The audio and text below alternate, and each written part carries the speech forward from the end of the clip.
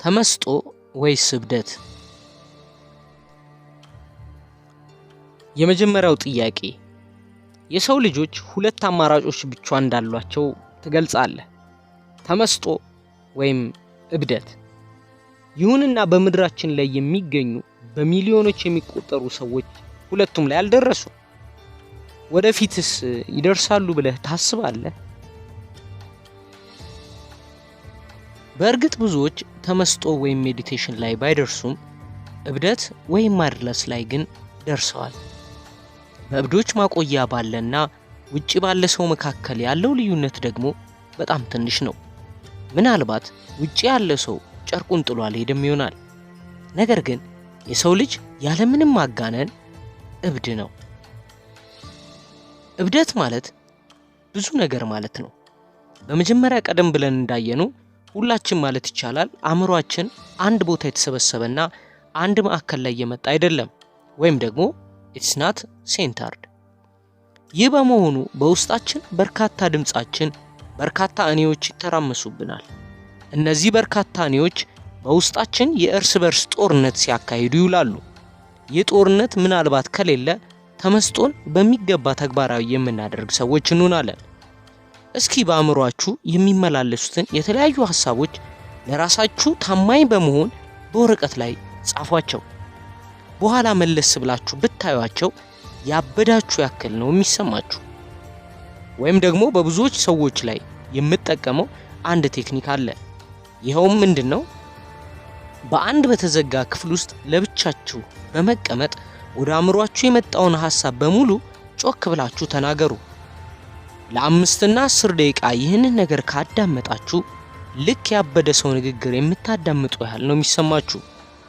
እንግዳ የሆኑ አብረው የማይሄዱና የተምታቱ ፍሬከርሲኪ ቃላትን በአእምሮአችን ሲመላለሱ እንታዘባለን። እንግዲህ አእምሮ የምንለው ይሄንን ነው።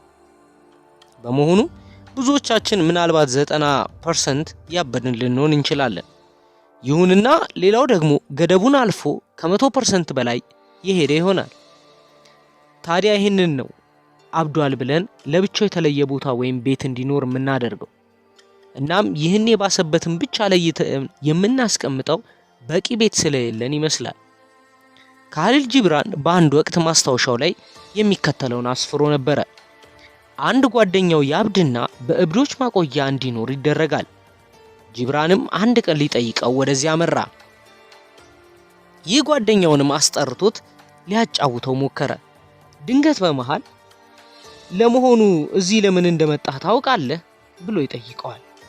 በዚህ ጊዜ ጓደኛው ከት ብሎ አስፈሪ ሳቅና እዚህ የመጣሁትማ ከዚያ እናንተ ከምትኖሩበት ትልቅ የእብዶች መኖሪያ ይቺ ትንሿ ትሻለኛለች ብዬ ነው።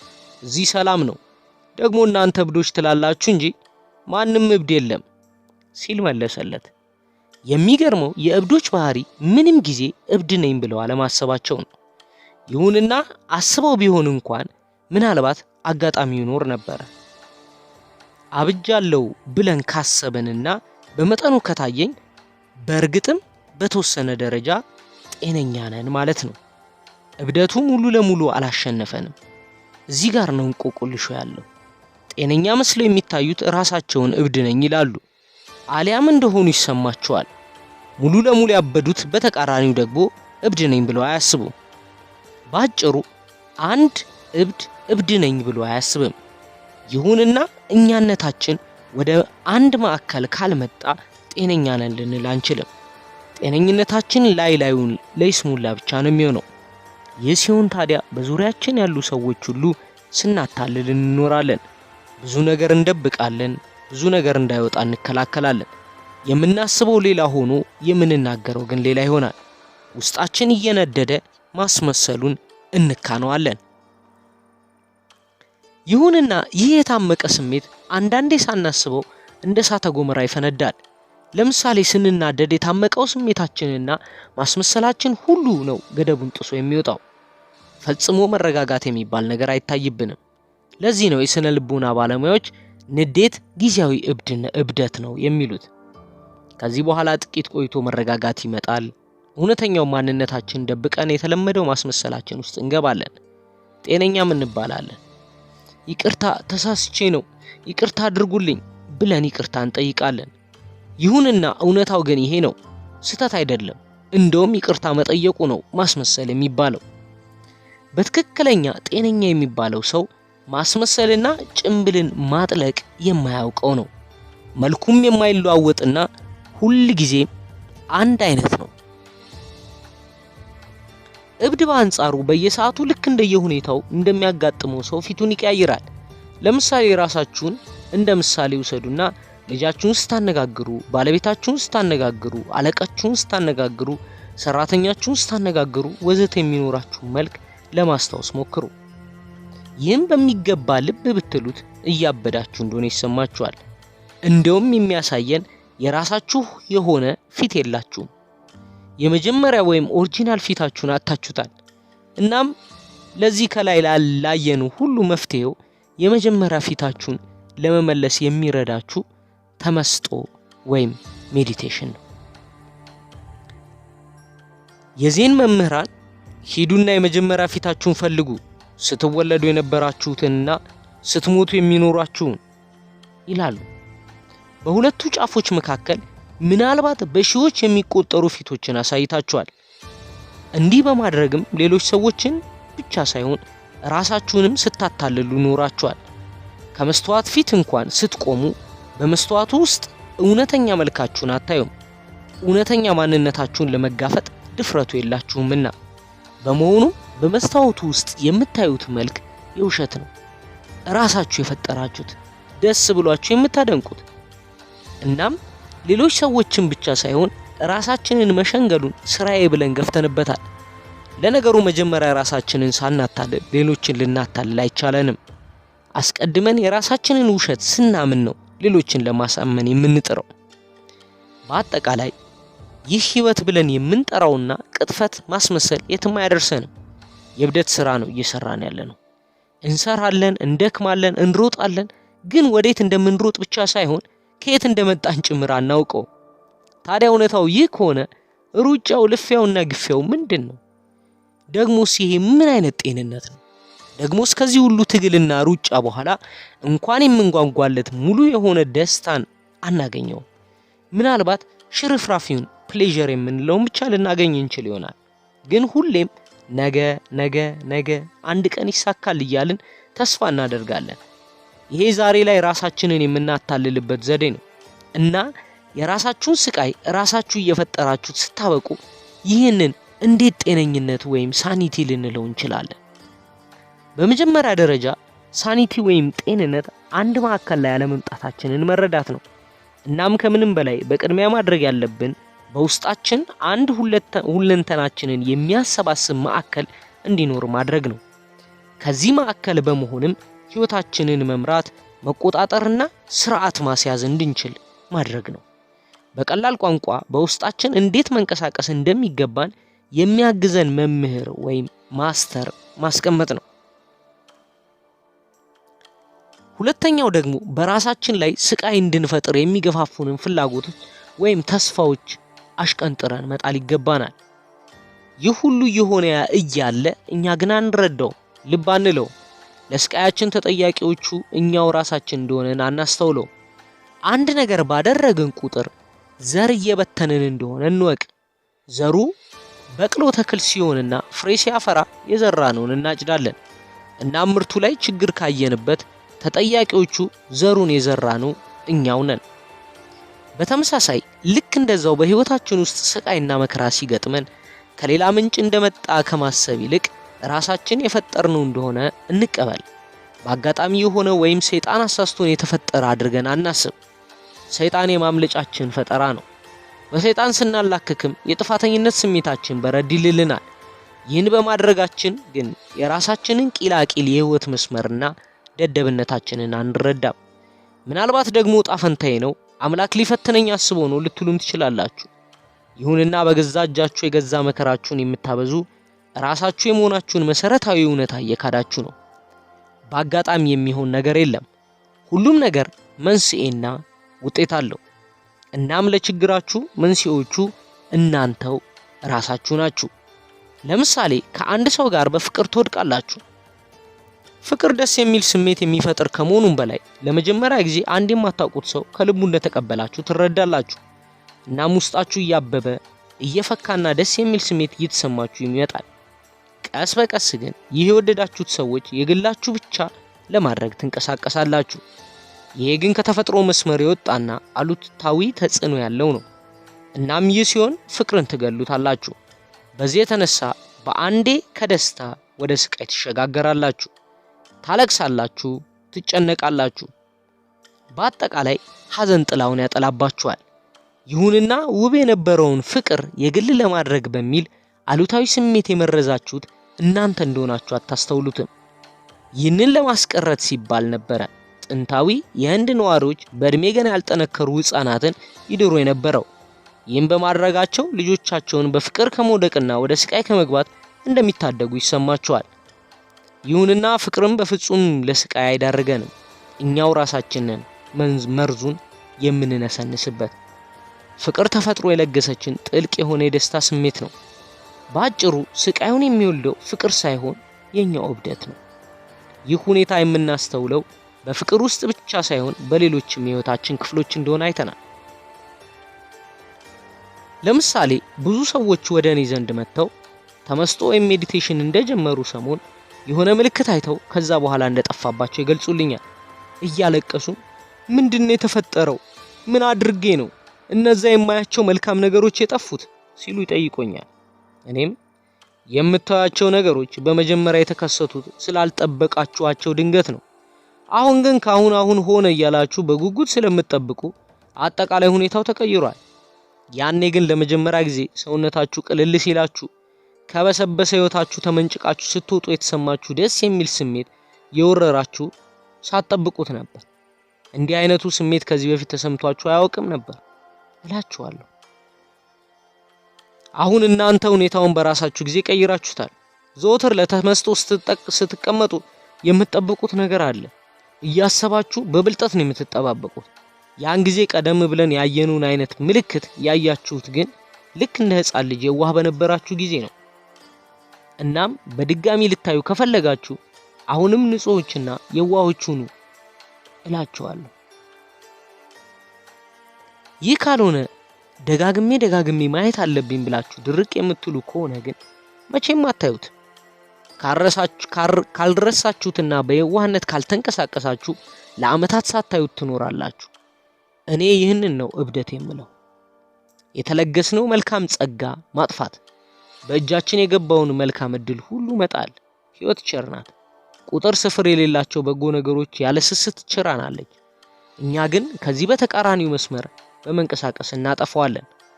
ለአብነትም በተመስጦ ልዩ የሆነ ስሜት ሲሰማችሁ አመስግናችሁ ስታበቁ እርሱት።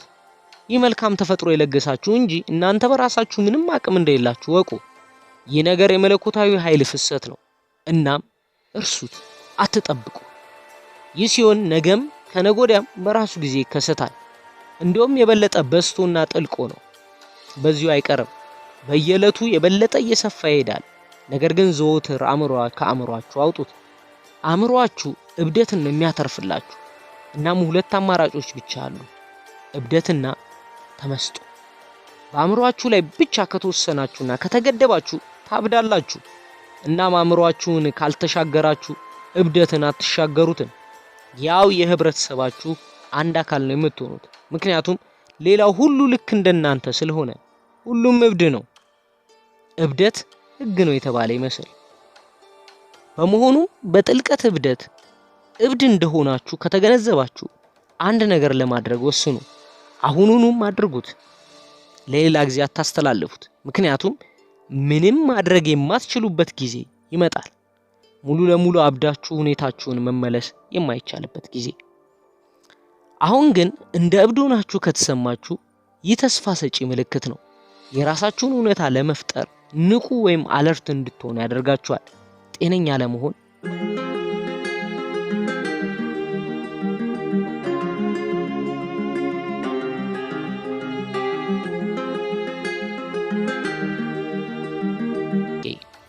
ትክክለኛ እውቀት ወይም ራይት ኖሌጅ ከአምስቱ የአእምሮአችን አሰራሮች መሃል አንዱ ነው።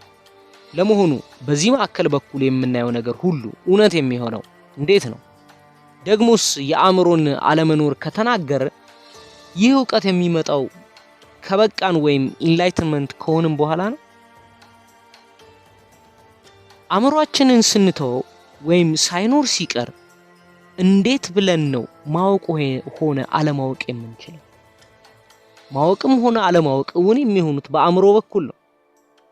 በአእምሮአችን በኩል በትክክለኛው መንገድ አሊያም በተሳሳተ መንገድ ልናውቅ እንችላለን። አእምሮ ሳይኖር ሲቀር ግን ዕውቀትም ሆነ ድንቁርና አይኖሩም። ይህ ግልጽ እንዲሆንልን ቀደም ብለን እንደተመለከትነው ከአእምሮ ሁለት ማዕከላት ውስጥ አንደኛውን የትክክለኛ ዕውቀት ማዕከል፣ ይህ ማዕከል በትኩረት፣ በጥሞና፣ በተመስጦ፣ በጸሎት በእነዚህ በኩል ስራውን መስራት ከጀመረ የምናውቀው በሙሉ ዕውቀት ይሆናል። የዚህ ተቃራኒ የሆነው ሁለተኛ ማዕከል ደግሞ ትክክለኛ ያልሆነ ዕውቀት ወይም ሮንግ ኖሌጅ ምንጭ ነው። ይሄ ደግሞ ስራውን የሚያከናውነው በአንድ ሱስ የሚያስይዝ ነገር፣ ለምሳሌ ወሲብ፣ መጠጥ፣ አደንዛዥ እጽ፣ ሲጋራ ወዘተ ስንጠመር ነው። እነዚህ ሱስ የሚያስይዙ ነገሮች አእምሮአችንን የሚቆጣጠሩና የግላቸው የሚያደርጉ ናቸው። እናም ያለ እነዚህ ነገሮች መኖር ስንጀምር ይህ ትክክለኛ ያልሆነ ዕውቀት ወይም ሮንግ ኖሌጅ ማዕከል ስራውን መስራት ይጀምራል። ከዚህ በኋላ የምናውቀው ነገር ሁሉ ስህተት እየሆነ ይመጣል። በሐሰት የተሞላ ዓለም ውስጥ መኖር እንጀምራለን። ይሁንና እነዚህ ሁለቱም ማዕከላት የአእምሮአችን ክፍሎች ናቸው። አእምሮአችሁን ስትተውትና አልፋችሁ ስትሄዱ ግን ወደ ተመስጦ ወይም ሜዲቴሽን ትገባላችሁ።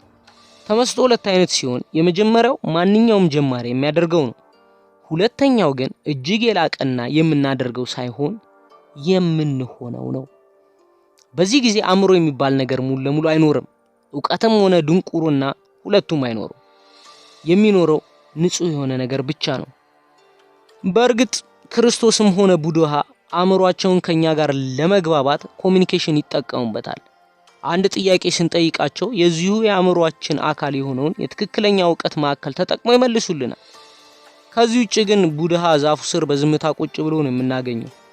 እንዲያውም በሱና በዛፉ መካከል ብዙ ልዩነት ያለ አይመስልም። በቃ ልክ እንደ ዛፉ ይኖራል። ምንም እንቅስቃሴ የሚባል ነገር አይታይም። በአጭሩ አእምሮአችን ስንተውና አልፈኑ ስንሄድ ከውስጣዊ ተፈጥሯችን ወይም እኛነታችን ጋር እንገናኛለን።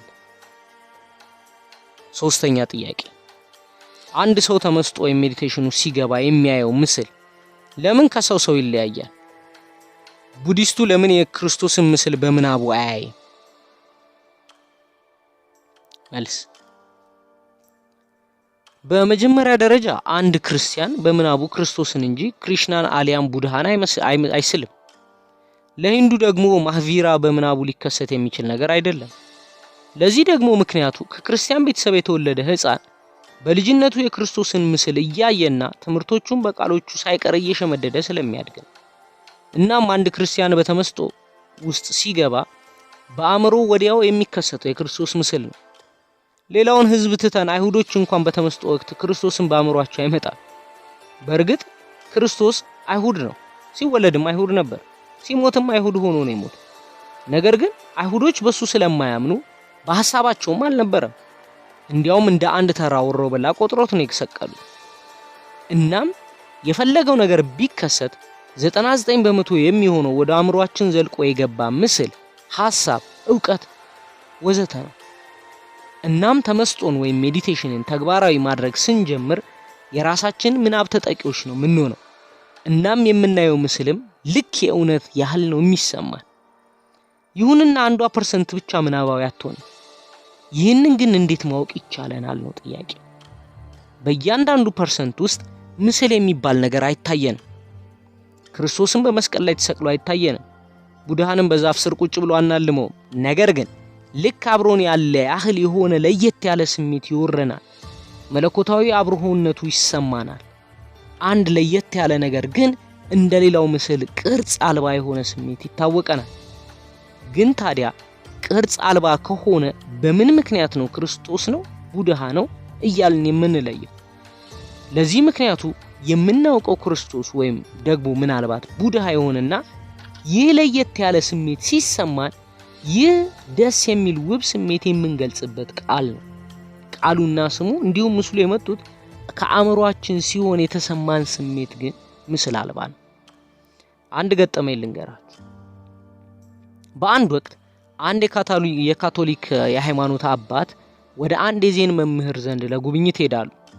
የተለያዩ ሃይማኖታዊ ጉዳዮችን አንስተው ሲወያዩ ቆዩና ድንገት የካቶሊክ ሃይማኖት አባቱ እስኪ ከያዙት መጽሐፍ ቅዱስ ውስጥ ጥቂት መስመሮችን ላንብብሎ ብለው ከአዲስ ኪዳን ላይ ጥቂት መስመር አነበቡላቸው።